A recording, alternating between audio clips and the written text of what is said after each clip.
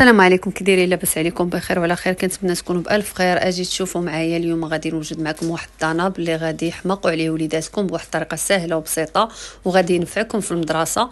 هنا كناخذ كاس ديال الحليب المجفف، كندير ليه اطرو ديال الماء بارد وكنحركو مزيان وكنديرو كيفيض. انا هنايا كيف كتشوفوا معايا استعملت الطنجره لانني غنحتاج الطنجره باش غادي نخليه كيتخمر فيها. هنا غادي ندير داك اطرود الماء مع الكاس اللي قلت لكم ديال الحليب المجفف وكنديرو كيفيض، كنخلطو مزيان وكنديرو كيفيض.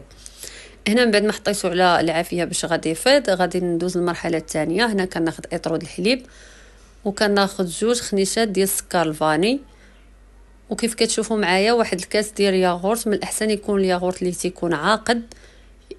الا كنتو كتفضلوا ديروا نكهه البنان غديروا البنان، اولا بغيتوا الفاني هو من الاحسن يكون يا بنان يا فاني.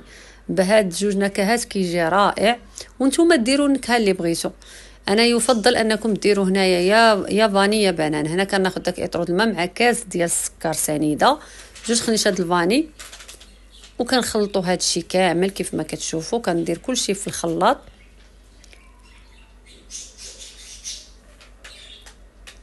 كندير هذاك الاطرود الحليب كيف ما قلت لكم مع كاس ديال السكر سنيده، 2 خنيشات ديال السكر فاني، واحد الياغورت واحد ديال فاني اولا البنان. يفضل انه يكون بهاد الجوج ديال النكهات يا فاني يا بنان. وكنطحن مزيان حتى كيتخلطوا لي هاد المكونات مزيان، وكنحطهم هنا كنحيدهم حتى كنجيب هذا الحليب هذا من بعد ما فاض.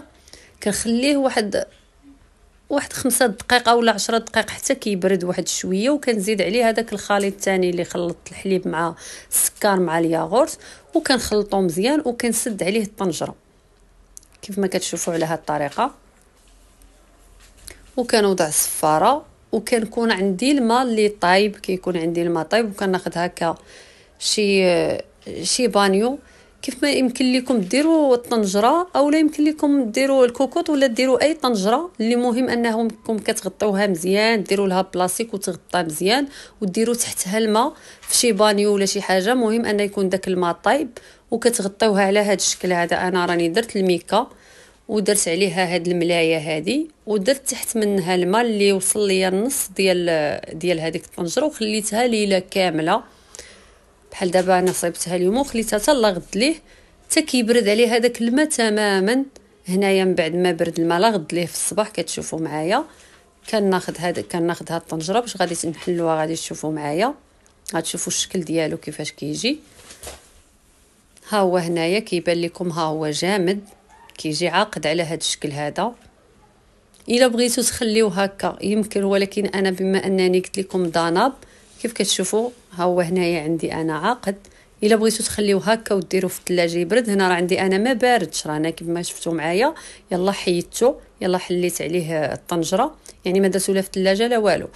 هنا انا بما انني قلت لكم ضناب، هنا غادي نخلطو مزيان حتى ما غيبقاوش فيه كاع دوك الحبيبات. غادي يولي يبان لكم هكا كليس. هانتوما كتشوفوا انا كنخلط غير بهذا الخلاط اليدوي هكا على هذا الشكل هذا حتى ما كيبقاوش ليا هذوك الحبيبات ديال الرايب ولا ديال هكا اللي كيبان. هانتوما كتشوفوا كيجي على هذا الشكل هذا صافي. شوفوا هانتوما من بعد ما خلطتو كيجي على هذا الشكل، كيجي خاتر، كيجي تماما بحال ضناب اللي كناخذوه من عند مول الحانوت. كيجي رائع، كيجي بنين، فيها صراحه صحي وغزال وغادي ينفعكم مع الوليدات.